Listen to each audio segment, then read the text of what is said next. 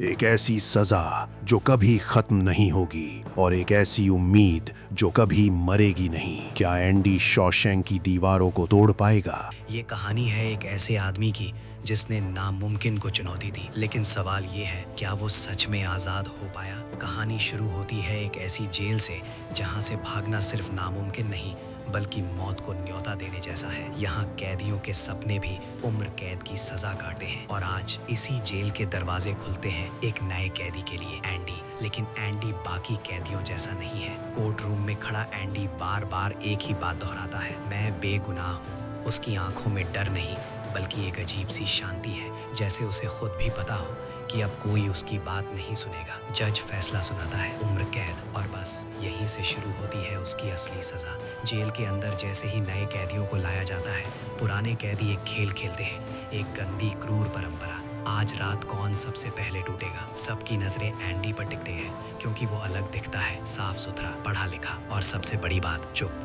रात होती है और शुरू होता है मानसिक आतंक। चीखें, धमकियां, डराने की कोशिशें। एक कैदी टूट जाता है, जोर जोर से रोने लगता है, मुझे घर जाना है। और तभी गार्ड आते हैं, लेकिन मदद के लिए नहीं। उसे इतनी बेरहमी से पीटा जाता है कि उसकी आवाज हमेशा के लिए खामोश हो जाती है। पूरी जेल में सन्नाटा छा जाता है, लेकिन एक आदमी अब भी नहीं टूटा, एंडी। उसने एक आंसू तक नहीं बहाया और यही बात उसे बाकी कैदियों से अलग बना देती है। अगले दिन जेल का एक पुराना कैदी, रेड, उसे दूर से देखता है। उसे समझ आ जाता है ये आदमी साधारण नहीं है। धीरे धीरे एंडी जेल के नियम सीखता है, हर कोना, हर चेहरा, हर खतरा। और फिर एक दिन वो रेड के पास जाता है, बिना किसी घुमाव के। सीधा सवाल, क्या तुम मेरे लिए एक छोटा सा हथौड़ा मंगवा सकते हो? रेड हैरान, हथौड़ा? इस जेल में ये कोई आम मांग नहीं थी। लेकिन एंडी का जवाब और भी अजीब था, मुझे पत्थरों से काम करना पसंद है। रेड मुस्कुराता है, लेकिन उसके दिमाग में एक सवाल घूमता रहता है, ये आदमी असल में चाहता क्या है? कुछ दिनों बाद एंडी को वो हथौड़ा मिल जाता है, छोटा, लगभग बेकार, इतना छोटा कि उससे कुछ भी तोड़ा नहीं जा सकता, कम से कम ऊपर से देखने पर। दिन गुजरते हैं और तभी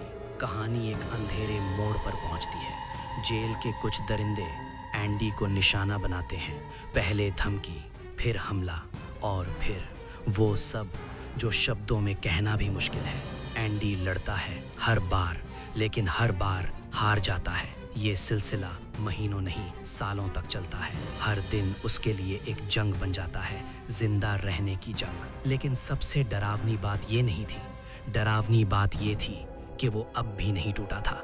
2 साल गुजर जाते हैं और फिर एक दिन एक छोटा सा मौका सामने आता है, छत की मरम्मत का काम। एंडी और रेड दोनों उस टीम में शामिल होते हैं। यहाँ पहली बार एंडी कुछ अलग करता है। गार्ड हेडली अपने भाई के पैसे को लेकर परेशान होता है, टैक्स से बचाने का कोई रास्ता नहीं। और तभी एंडी आगे बढ़ता है, सीधे मौत के मुंह में। वो हेडली से एक सवाल पूछता है, क्या तुम अपनी बीवी पर भरोसा करते हो? ये सुनते ही हेडली गुस्से में उसे छत के किनारे ले जाता है, नीचे सीधा मौत। बाकी कैदी सांस रोक लेते हैं, बस एक धक्का और एंडी खत्म। लेकिन उसी पल एंडी बोलता है शांत आवाज में, मैं तुम्हारे पैसे बचा सकता हूँ, बिना टैक्स के। पूरा माहौल बदल जाता है, मौत सौदे में बदल जाती है। और अगले दिन कुछ ऐसा होता है जो इस जेल में कभी नहीं हुआ। कैदी छत पर बैठकर बियर पी रहे होते हैं, हंस रहे होते हैं। कुछ देर के लिए वो कैदी नहीं, इंसान बन जाते हैं। और ये सब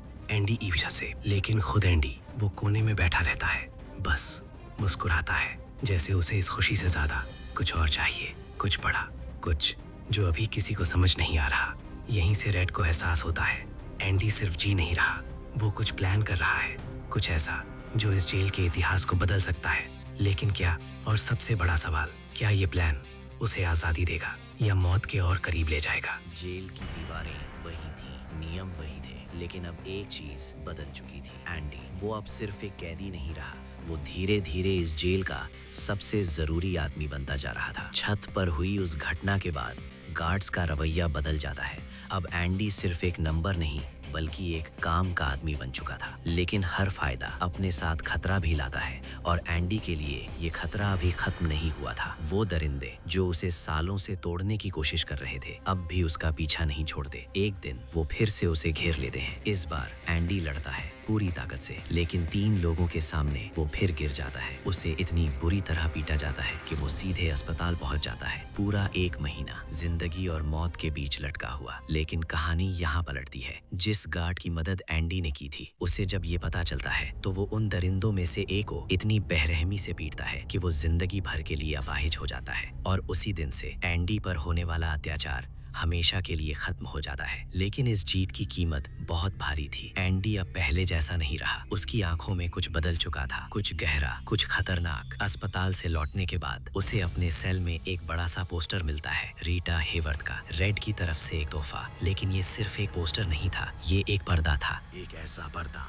जिसके पीछे कुछ छिपाया जा रहा था, कुछ जो अभी किसी को दिखाई नहीं दे रहा। दिन गुजरते हैं और अब जेल का वार्डन भी एंडी में दिलचस्पी लेने लगा है। पहले वो उसकी सेल की तलाशी के बहाने आता है, फिर उसकी बाइबल ले जाता है और जाते जाते एक अजीब सी बात कहता है, मुक्ति इसी में है। उस वक्त ये एक सामान्य बात लगती है, लेकिन यही लाइन आगे चलकर एक बहुत बड़ा राज खोलने वाली थी। अगले ही दिन एंडी को वार्डन के ऑफिस में बुलाया जाता है और अचानक उसकी जिंदगी बदल जाती है। उसे जेल की लाइब्रेरी में काम दिया जाता है। अब वो गंदगी, हिंसा और डर से दूर किताबों के बीच रहने लगता है। लेकिन असली खेल अब शुरू होता है। धीरे धीरे गार्ड्स और अफसर अपने अपने टैक्स, पैसे और अकाउंट्स के काम लेकर एंडी के पास आने लगते हैं और हर बार एंडी बिना किसी गलती के उनका काम कर देता है। देखते ही देखते पूरी जेल में एक ही नाम गूंजने लगता है, एंडी। अब वो सिर्फ कैदी नहीं बल्कि इस सिस्टम का हिस्सा बन चुका था और यही चीज उसे सबसे ज्यादा खतरनाक बना रही थी, क्योंकि अब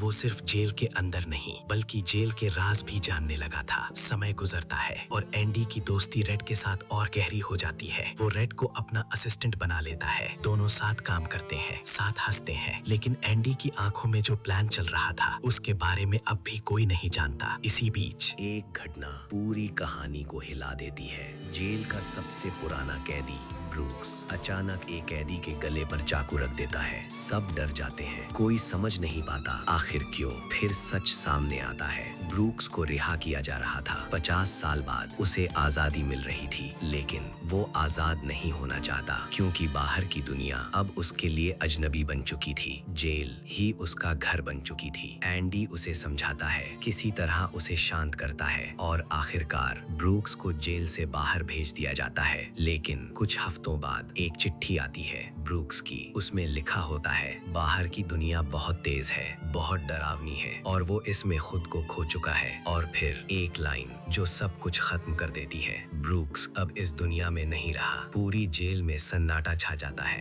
रेड की आंखों में डर साफ दिखता है क्योंकि वो समझ चुका था अगर वो कभी बाहर गया तो उसका भी यही हाल होगा। लेकिन एंडी वो कुछ और सोच रहा था, कुछ ऐसा जो इस डर को तोड़ सकता था। और तभी जेल में एक नया कैदी आता है, टॉमी। यंग, बेफिक्र और बातूनी। शुरुआत में कोई नहीं जानता था कि यही लड़का एक ऐसा सच सामने लाने वाला है जो पूरी कहानी को बदल देगा। एक ऐसा सच जो साबित कर सकता है कि एंडी वाकई बेगुनाह है। लेकिन क्या सच सामने आ पाएगा या कोई इसे हमेशा के लिए दफन कर देगा? जेल की हवा अचानक बदलने वाली थी क्योंकि टॉमी सिर्फ एक नया कैदी नहीं था, वो एक चलता फिरता राज था। शुरुआत में वो बाकी कैदियों जैसा ही लगता है, हंसमुख, बेफिक्र और थोड़ा लापरवाह। लेकिन धीरे धीरे उसकी बातें एंडी का ध्यान खींचने लगती हैं। एक दिन खाने की टेबल पर टॉमी अपनी पुरानी चोरी की कहानियां सुना रहा होता है। सब हंस रहे होते हैं लेकिन एंडी नहीं, वो ध्यान से सुन रहा होता है क्योंकि टॉमी की एक बात उसके अंदर कुछ हिला देती है। टॉमी बताता है कि कुछ साल पहले वो एक दूसरी जेल में था जहाँ उसका एक सेलमेट था, एक चोर। लेकिन सिर्फ चोर नहीं, कातिल। वो आदमी हंसते हुए बताता था कि कैसे उसने एक घर में चोरी के दौरान एक आदमी और उसकी औरत को मार दिया। लेकिन असली ट्विस्ट यहाँ था, वो दोनों पति पत्नी नहीं थे। वो औरत किसी और की पत्नी थी, एक बैंकर की। और उस बैंकर पर ही उन दोनों के मर्डर का इल्जाम लगा। टेबल पर अचानक सन्नाटा छा जाता है। एंडी के हाथ रुक जाते हैं, उसकी सांसें तेज हो जाती हैं क्योंकि ये कहानी उसकी अपनी कहानी थी। मतलब जिस जुर्म की सजा वो सालों से काट रहा था वो उसने किया ही नहीं था। सच आखिरकार सामने था। पहली बार उसके पास उम्मीद की एक असली वजह थी। अगले ही पल एंडी सीधा वार्डन के पास पहुंचता है। वो उसे सब कुछ बताता है, हर डिटेल, हर कनेक्शन, और आखिर में कहता है, बस एक बार केस दोबारा खुलवा दो, मैं बाहर जा सकता हूँ। कुछ सेकंड के लिए वार्डन चुप रहता है, जैसे सोच रहा हो, जैसे उसे फर्क पड़ रहा हो। लेकिन फिर उसके चेहरे पर एक ठंडी मुस्कान आती है और वो कहता है, मुझे ऐसी कहानियाँ हर हफ्ते सुनने को मिलती हैं। उस पल एंडी समझ जाता है ये सिर्फ अनदेखी नहीं थी, ये एक फैसला था,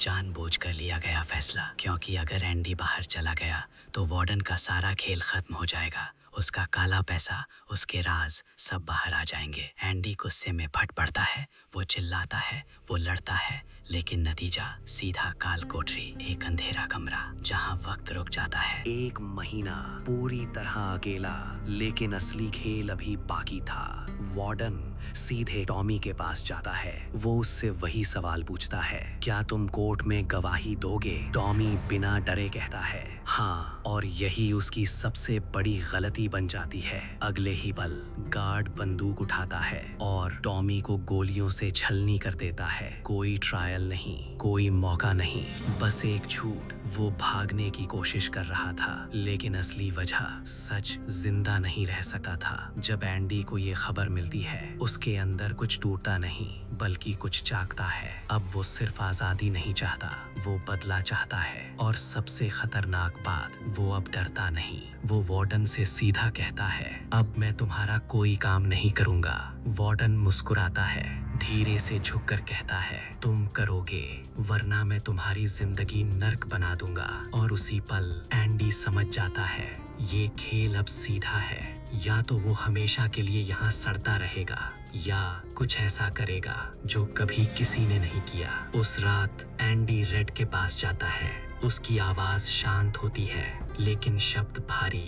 वो कहता है, अगर तुम कभी बाहर गए तो मेरे लिए एक काम करना। रेड हंसता है, कहता है, उम्मीद खतरनाक होती है, लेकिन एंडी नहीं रुकता। वो उसे एक जगह के बारे में बताता है, एक पेड़, एक पत्थर और उसके नीचे छिपा एक राज, जैसे वो पहले से जानता हो कि एक दिन वो यहाँ नहीं होगा। और फिर अगले दिन एंडी एक अजीब काम करता है। वो वार्डन का सारा अकाउंटिंग काम खत्म करता है। हर डॉक्यूमेंट, हर फाइल एकदम परफेक्ट, जैसे वो कोई आखिरी तैयारी कर रहा हो। रात आती है और रेड सो नहीं पाता। उसके दिमाग में सिर्फ एक डर, कहीं एंडी ने खुद को खत्म तो नहीं कर लिया। सुबह होती है, जेल के दरवाजे खुलते हैं, सब बाहर आते हैं, लेकिन एक सेल बंद रहता है एंडी का। गार्ड गुस्से में दरवाजा खोलता है और अंदर जो दिखता है वो पूरी जेल को हिला देता है, क्योंकि एंडी वहाँ नहीं था। वो गायब हो चुका था। ना कोई शोर, ना कोई निशान, बस एक खाली सेल और दीवार पर लगा एक पोस्टर। लेकिन क्या सच में वो बस गायब हुआ था, या इस दीवार के पीछे छिपा था उसका सबसे बड़ा राज? सुबह का वो पल जब पूरी जेल की रूटीन एकदम सटीक चलती थी, आज टूट चुकी थी, क्योंकि एक सेल खाली था, एंडी का सेल। गार्ड्स घबरा जाते हैं, अलार्म बज उठता है और कुछ ही सेकंड में पूरा जेल एक ही सवाल से गूंजने लगता है, वो गया कहाँ? वार्डन खुद भागता हुआ आता है। उसकी आंखों में गुस्सा नहीं,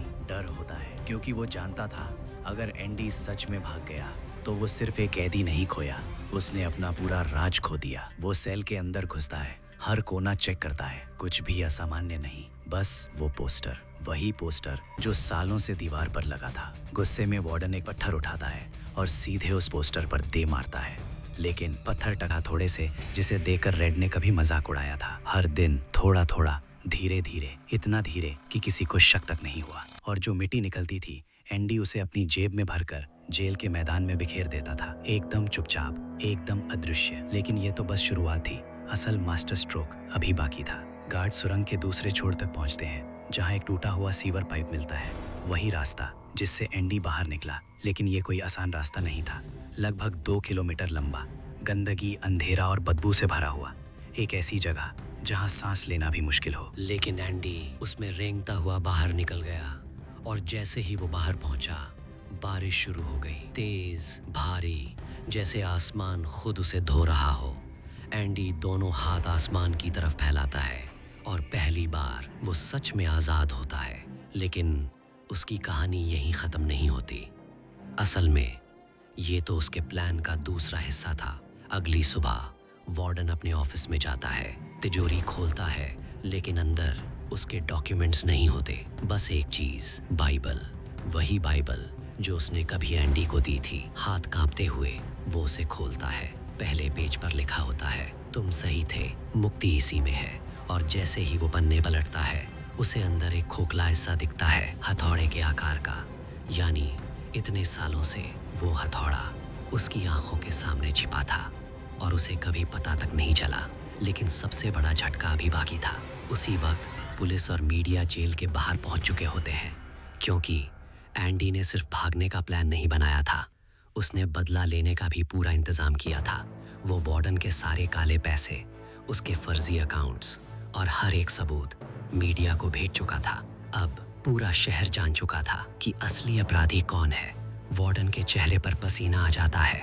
उसकी दुनिया एक ही रात में खत्म हो चुकी थी। और जैसे ही पुलिस दरवाजा तोड़कर अंदर आने वाली होती है, वो एक आखिरी फैसला लेता है, एक बंदूक उठाता है और सब कुछ खत्म कर देता है। इधर एंडी अब कहीं दूर है, एक नई पहचान के साथ एक नई जिंदगी की शुरुआत कर चुका है। लेकिन कहानी अभी खत्म नहीं हुई, क्योंकि एक वादा अभी बाकी है, रेड का वादा और शायद उम्मीद का भी। क्या रेड उस वादे को निभाएगा? क्या वो भी इस जेल से बाहर निकल पाएगा? और अगर निकला तो क्या वो सच में जी पाएगा? सब कुछ सामने आने वाला है। आखिरी हिस्से में जेल के अंदर एंडी की गैर मौजूदगी अब भी गूंज रही थी। हर कैदी, हर गार्ड बस एक ही बात सोच रहा था, क्या वो सच में भाग गया? लेकिन सबसे ज्यादा असर पड़ा था रेड पर, क्योंकि वो एंडी को सिर्फ जानता नहीं था, वो उसे समझने लगा था। और शायद इसी वजह से वो डर गया था, क्योंकि अब उसे एहसास हो चुका था, एंडी ने सिर्फ जेल नहीं छोड़ी, उसने उम्मीद को सच कर दिखाया। समय गुजरता है और आखिरकार वो दिन आता है जब रेड की भी रिहाई हो जाती है। 40 साल, पूरा 40 साल उसने उस जेल में बिताए थे। अब वो बाहर था, लेकिन आजाद नहीं।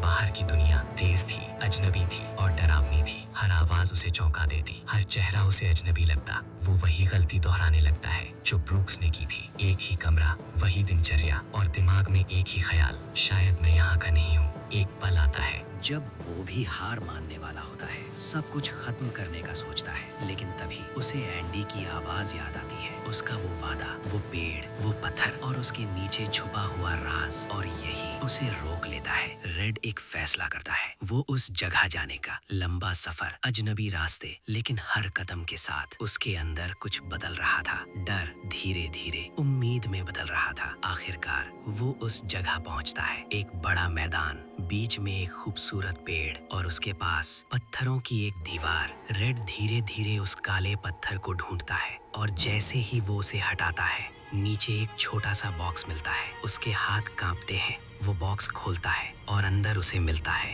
कुछ पैसे और एक चिट्ठी, एंडी की चिट्ठी। रेड उसे पढ़ता है और हर शब्द उसके अंदर कुछ जगा देता है।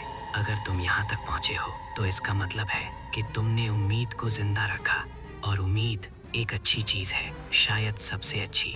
रेड की आंखों में आंसू आ जाते हैं, लेकिन ये दर्द के नहीं, ये शुरुआत के आंसू थे। अब उसके पास एक रास्ता था, एक मंजिल। एंडी और फिर रेड वो करता है जो उसने कभी सोचा भी नहीं था। वो कानून तोड़ता है, सीमा पार करता है और पहुंचता है एक ऐसी जगह जहां आसमान नीला है, समुद्र शांत है और हवा में आजादी की खुशबू है। दूर किनारे पर एक आदमी खड़ा होता है, एक नाव ठीक कर रहा होता है। वो आदमी मुड़ता है। एंडी, दोनों एक पल के लिए बस एक दूसरे को देखते हैं। ना कोई शब्द, ना कोई सवाल, बस एक सच्चाई। वो अब सच में आजाद थे। दोनों एक दूसरे को गले लगाते हैं और इसी पल में 20 साल का दर्द एक ही सांस में खत्म हो जाता है। ये कहानी खत्म नहीं होती, ये यहीं से शुरू होती है, क्योंकि असली आजादी दीवारों के टूटने से नहीं मिलती, बल्कि उम्मीद को जिंदा रखने से मिलती है। और कुछ लोग उसे कभी मरने नहीं देते।